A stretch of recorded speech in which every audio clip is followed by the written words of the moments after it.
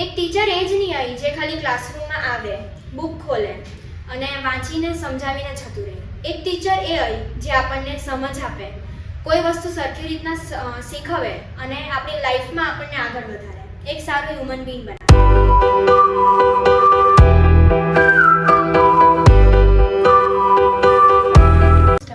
Behind every student who believes in themselves is a teacher who believes in them first. With this beautiful quote, today I, Aditi, is here to give a speech on my favorite teacher. તો આપણી લાઈફમાં બહુ બધા teachers આવ્યા હશે, પાસ્ટમાં બી અને ફ્યુચરમાં બી બહુ બધા ટીચર્સ આવશે. અને આ બધા ટીચર્સે આપણને કંઈ ને કંઈ શીખવ્યું હશે. અને ખાલી ટીચર્સ નહીં, પણ લાઈફમાં બધા જ લોકો કંઈ ને કંઈ શીખવતા. એટલે મારી માટે બહુ ડિફિકલ્ટ હતું કે મેં એક પર્સનને ચૂઝ કરીને તેના પર સ્પીચ બોલું.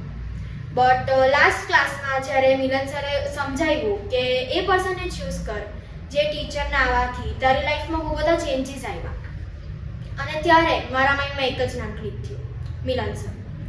તો આજે મારી સ્પીચ બી એમના પર જ છે.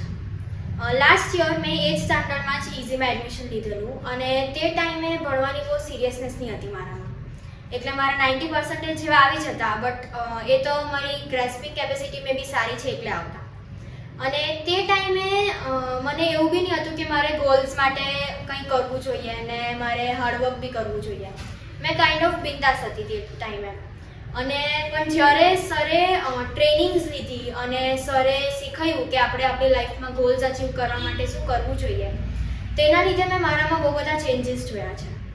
એક ટીચર એ જ નહીં આવી જે ખાલી ક્લાસરૂમમાં આવે, બુક ખોલે અને વાંચીને સમજાવીને જતું રહે. એક ટીચર એ આવી જે આપણને સમજ આપે, કોઈ વસ્તુ સરખી રીતના શીખવે અને આપણી લાઈફમાં આપણને આગળ વધારે, એક સારું હ્યુમન બીંગ બનાવે. અને આ કામ મારી માટે મિલન સરે કરેલું છે.